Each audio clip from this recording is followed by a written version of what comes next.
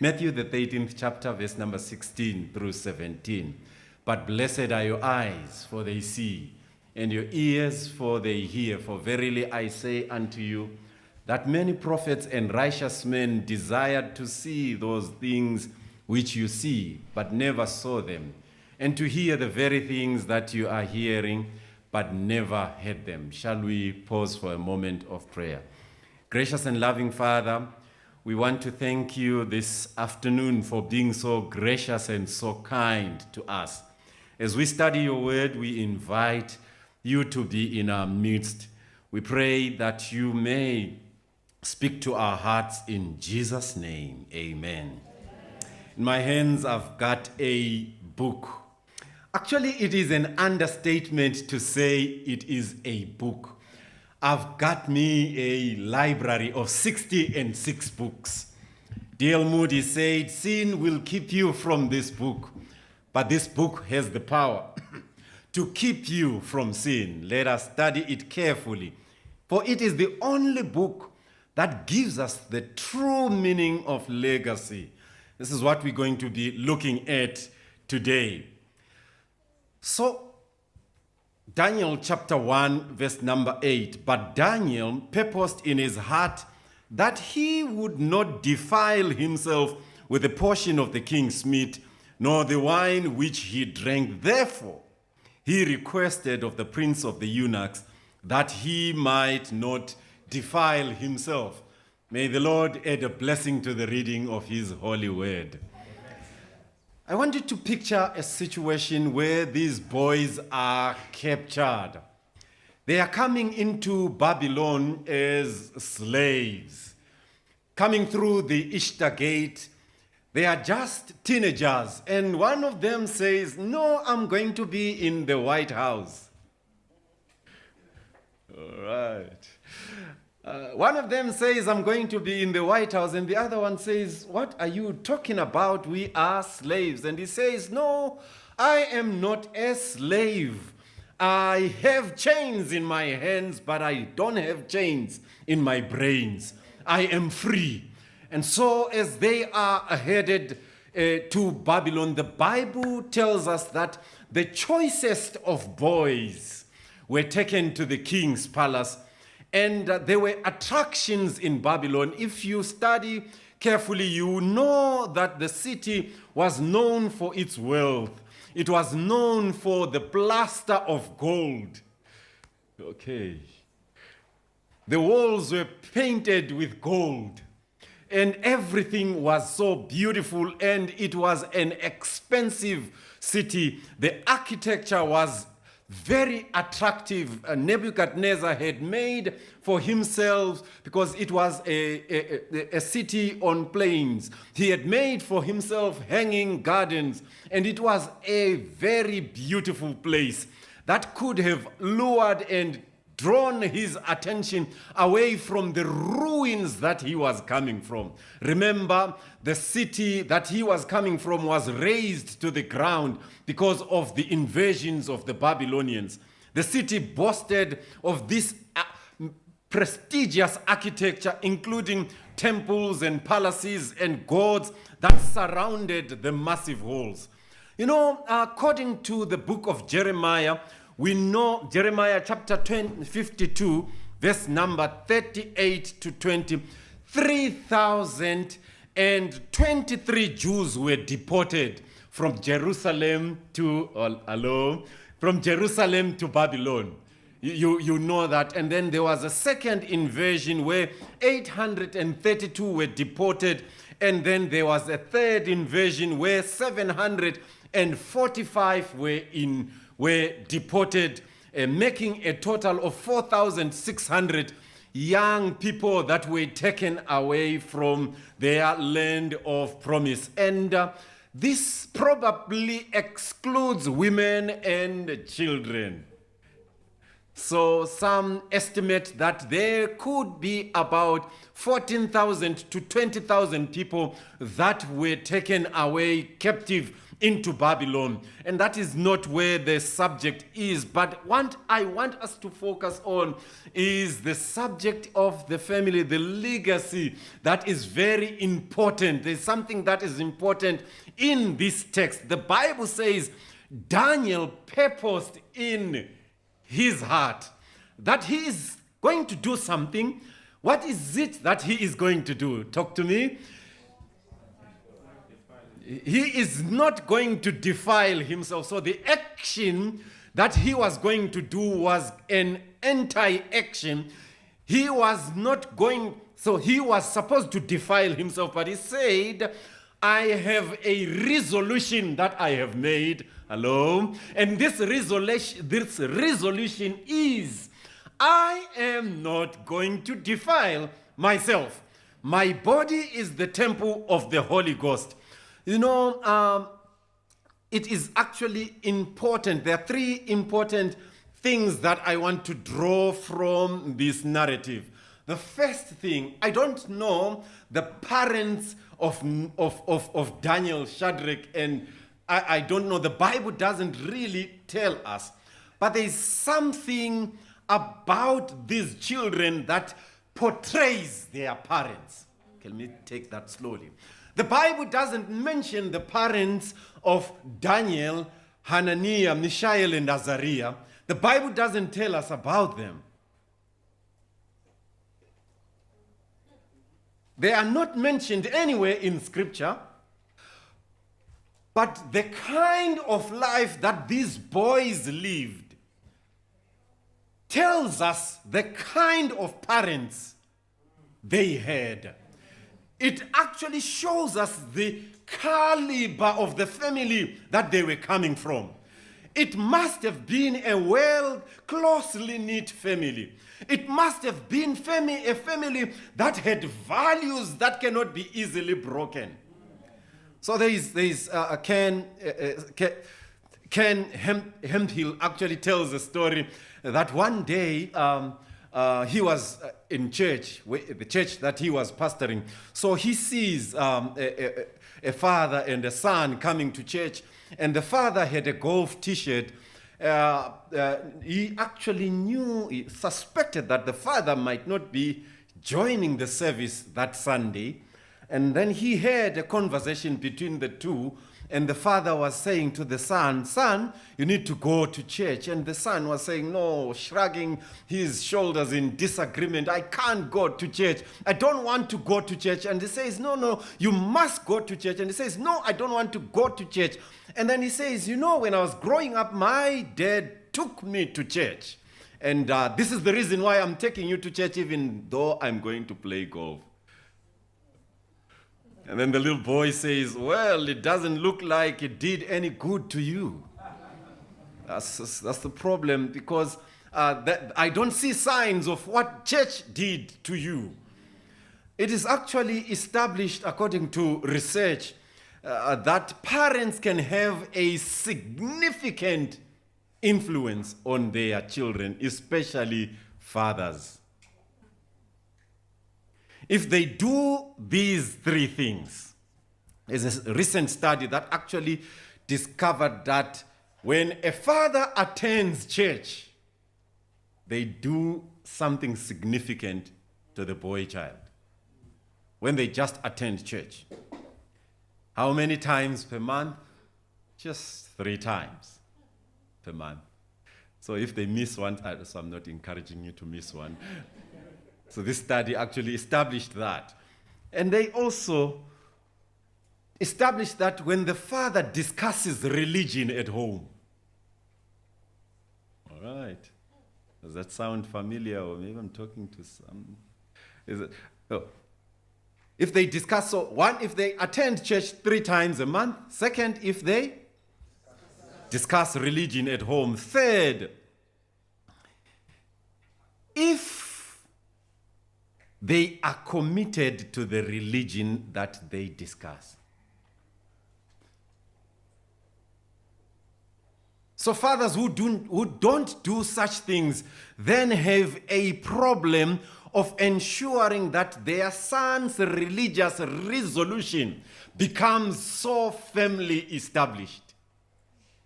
So the first thing that the parents of Daniel, Hananiah, Azariah, and Mishael must have done, it is to attend church 3 times per month. If this research is true. The parents of Hananiah must have spoken to Hananiah, Mishael, and Azariah about religion. And their speaking and their living was in harmony, such that they showed this, like Paul said, follow me as I follow in the footsteps of Christ. So there is something that they did. They modeled how to be a slave that is not enslaved. So they model that kind of a thing. So when these boys get into Babylon, they say, hey, the next thing that's going to happen is that we are going to be in the king's palace. And they say, how are you going to do that? They say, we are royalty called out of darkness into his marvelous light. We are a royal priesthood. We are not just ordinary people. We have been bought by the blood of Jesus. How are you going to do that? They say, no. Even if we were taken away from our place, we know that our place is in our hearts. We are here just for a temporary time. We are transitioning to a better place, and we are not going to be changed. We are not going to be moved. Their parents managed to model that kind of a thing. I think I'm going to enjoy this on my own. So Daniel chapter 1 verse number 3 tells us that Daniel was coming from royalty. He was no ordinary child, because the Bible says, then the king ordered Ashpenaz, the chief of his staff, to bring to the palace some of the young men of Judah's royal family and of the noble families who had been brought to Babylon as captives. So Daniel was coming from either noble families or the palace itself. And so when he gets to Babylon, chains in his hands, he says, chains are in my hands, but chains are not in my brains. So I am going to be in the palace because I belong to royalty, because he had actually modeled that. So in sociology, they look at lives of people, and they looked at 2 lives. One is Jonathan Edwards, who was a preacher in the 1700s. He did something that is marvelous in his life. He had 11 children, and he would pray over each child and speak to them concerning religion and model this kind of a thing. Are we still together? Are we still together? And he would actually model this kind of a thing. And they tell us also there is Max Jukes.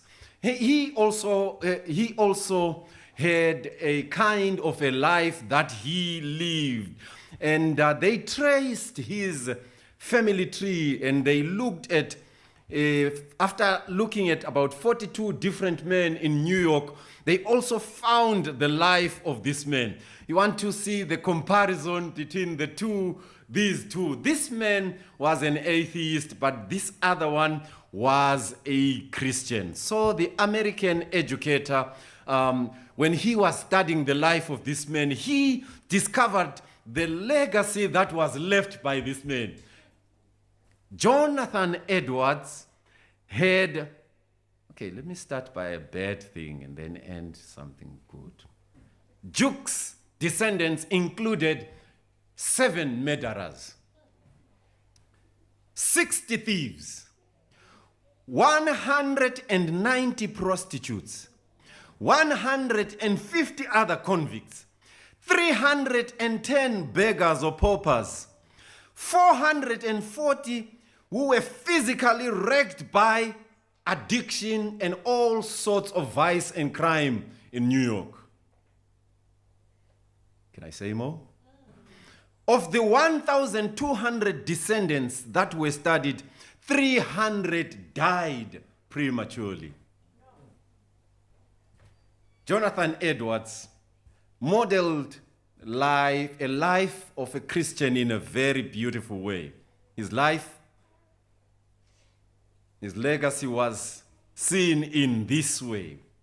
There was one U.S. president, vice president, one dean of the School of Law, one dean of a medical school, 3 U.S. senators, 3 governors, 3 mayors, 3 college presidents, 30 judges, 60 doctors, 65 professors, 75 military officers, 80 public office holders. Is there anyone in church? 100 lawyers, 100 clergymen, 285 college graduates. Daniel's parents must have modeled a life that was powerful. And there's something in this text. Daniel purposed in his heart. The English translation makes it a little bit weaker. So this is where we use our school fees. Can I use my school fees? The original says Daniel placed in his heart. Just like God planted a garden, he placed the man in the garden. The word that is used for placing Adam is the same word that Daniel placed something in his heart. Oh. So it follows that something that was placed in his heart, he must have activated something that was already placed in his heart by his parents. So when he relocated to a new place, he purposed in his heart that I am royalty. I am not going to defile myself. I'm not going to be changed by my environment. So here is something that you need to do when you get to a new place. Place in your heart. Locate in your heart something that God has put in your heart. So when you get to a new place, there's something that you need to do. Make your principles known as you get to a new place. So he made his principles known. Others were thinking, oh my, if we tell the king now that we don't eat pork and we don't eat unclean food, maybe the king will not understand. But later then we will then tell the king. But Daniel said, no, I'm not going to do that. He made a resolve. He made a resolution that I am going to do this one thing. So I'm not going to defile my body. So parents, there's something that we need to teach our children. It is delayed gratification. They don't need to get it every time. They need to know that a no is okay. A no is okay. A no is fine. Cakes are not going to be eaten now, but they are going to be eaten in the evening. So as they wait, you are giving them power to be able to withstand greater temptations that are yet to come. Delayed gratification is very, very important. You need to reward someone who delays their gratification. You are still going to have this thing, but you are not going to have it now. So what I'm basically teaching you is that now they will be laughing at you, but later you will be laughing at them. Oh. So when they were eating vegetables and they were eating all that lean kind of food, they were laughing at them. But when they got to the examination room, 10 times more wisdom because there was delayed gratification. We're still in church, and we want to, and Daniel was living in the presence of his parents in their absence. Daniel was living in the presence of his parents in their absence. So when I was leaving home, my dad read to me something that I want to share with you. It's from Adventist Home, page number 463. You want to get this one? The servant of the Lord says, do nothing before strangers. Okay? English is very interesting. So, do nothing. So how do you do nothing? Do nothing. So you are doing, but you are doing nothing. So do nothing before strangers that you would not do before your father and your mother, or that you will be ashamed of before Christ and the holy angels. So when Daniel, he was living in the presence of his parents in their absence. So when he got to Babylon and they said, this is what you are going to eat, and then these words that my father gave me, do nothing in the presence of strangers that you will be ashamed of before your father and your mother. So do nothing. Like the small boy that we spoke about, he could do nothing. He will be ashamed of lying. And then he says, I can't lie. I can't lie to save my parents. I can't do that kind of a thing, but I will not reveal where they are. I will stand true to principle as the needle is to the North Pole. So teach your child, teach them your presence in your absence, so that they are able to say, I feel the presence of my father and my mother in their absence. So I cannot really do this kind of a thing. It wasn't out of fear, but it was out of love for their parents that they said, we are not going to defile ourselves. Is someone still in church? Amen. The third point, was I counting the points? The first one, model. Model your parenting, model, be a model. The second one, make sure that your child is able to have a resolve. He places himself in a certain position that cannot be moved. The last one, legacy is a river crosser. It crosses rivers. All right, you missed it. You are going to get it. So picture Daniel. He says, I'm not going to defile himself. Had he done that kind of a thing, we would not be reading the book of Daniel. His legacy lives. And it's not the legacy of Daniel, it is the legacy of the parents of Daniel that we are actually reading throughout the 12 chapters.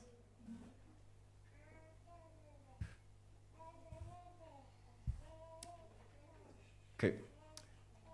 I'm thinking of an example from back home. When you cross a river back home, a flooded river, you use cattle. Some of you know that. How do you use cattle? You hold the tail so that you are able to cross. So a small boy was standing at the bank of the river and thinking, okay, I will cross the river. Okay, I will cross the river. Okay. So cattle were coming in and they were crossing the river. And then he says, okay, I'll grab this last one. Unfortunately, he didn't have a tail. The time to ensure that your child will be able to cross the river is now. Don't wait for another time. Maybe the last one doesn't have a tail. May not be having a tail. So allow this thing to happen before all the cattle are across the river. If you don't tell them, others are telling them. If you don't share it with them, others are sharing it.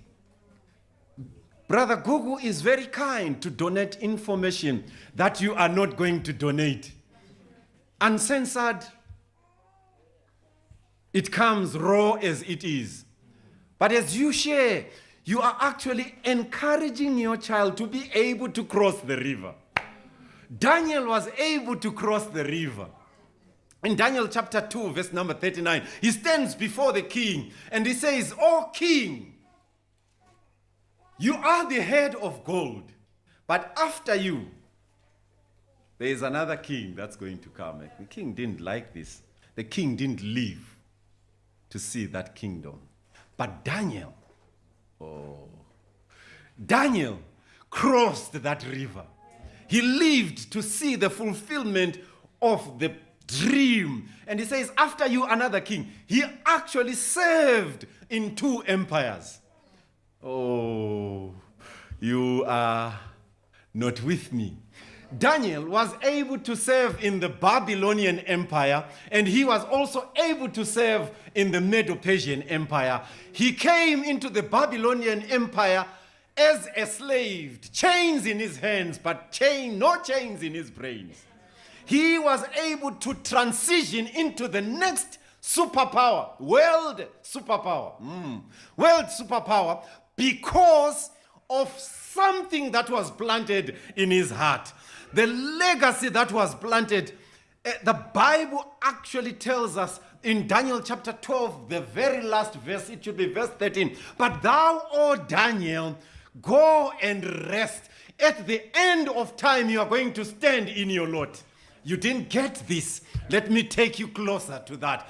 Daniel was able to see this kingdom, but he is also going to be able to see, he's also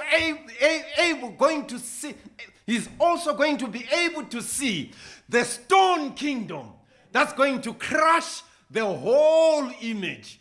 Because of the legacy that was handed over to him by his parents, he purposed in his heart and he decided, I am going to be able to see the very last kingdom. At that time, when according to Isaiah chapter 43 verse number 6, when he says to the north, give up, and he says to the south, keep not my children, bring your sons from afar and bring them to this place.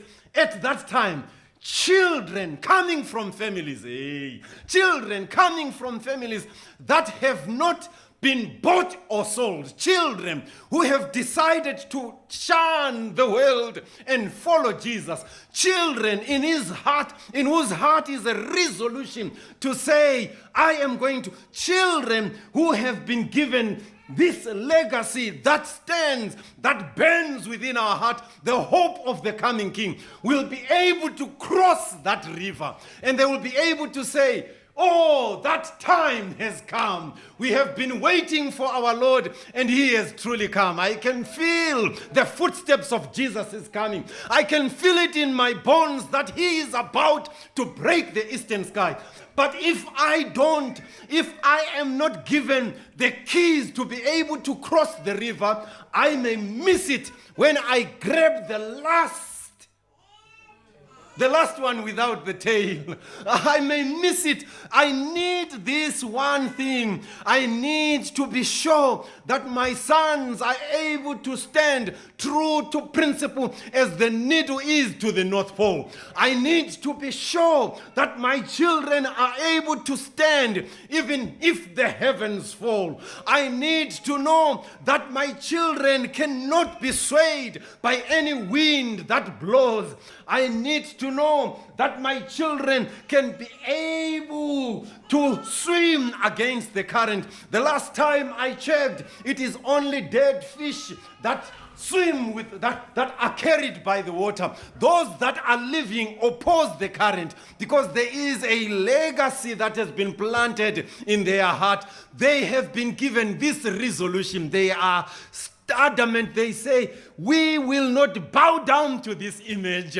Even if you throw us into the fire, we are not going to bow down. They are so adamant that even in Medo-Persia, they don't give homage. They don't worship any other person. Their eyes are fixed on Jerusalem. They pray in the morning, they pray in the afternoon, they pray in the evening, because there is something that has been planted in their hearts. And this is the heritage that we should give our children. This is the legacy that we should hand over to our children. If there is anything that we are going to celebrate, it is this. See, Lord, my children. See, Lord, my sons and my daughters, Here they are. They are following me. We are together celebrating the victory over death and crime and every other evilism that is on planet Earth. We have been able to do that kind of a thing. And they are here, sweeping through the gates of New Jerusalem. And when the angels do what I call holy mischief, asking who are these, when they knew them, then they will say, these are they who passed on a holy legacy to their children, sweeping through the gates of the New Jerusalem. Would you be free from the burden of sin? Power is still there in the blood. Would you desire that your child may be able to withstand whatever the devil brings? Power is still there in the blood. And there is only one thing that you can do in these very last days. God has given us one weapon. I just imagine, I don't know, I'm not told, but I'm thinking if the parents of Daniel were alive, they must have been agonizing in prayer, saying, Lord, snatch our children from the jaws of Babylonian idolatry. And the Lord stood by them, and the children cooperated with the prayers, and they said, we will do nothing before strangers that will make our mama and our papa ashamed, and that will make our angels ashamed. They stood true to principles, and the revelation and preaching from revelation is and the revelation that was given is, you are going to cross that river. For now, just sleep for a moment, and you there's a pastor friend of mine who says, I want to be dead when it's time to cross the river. I want to be dead because it will be sweeter. When Jesus calls me and he calls my name, I will respond, because there is dust that gets into my lungs. I will sneeze out the grave and then say, oh grave, where is your victory? Oh death, where is your sting? As I cross the river, and you can cross that river.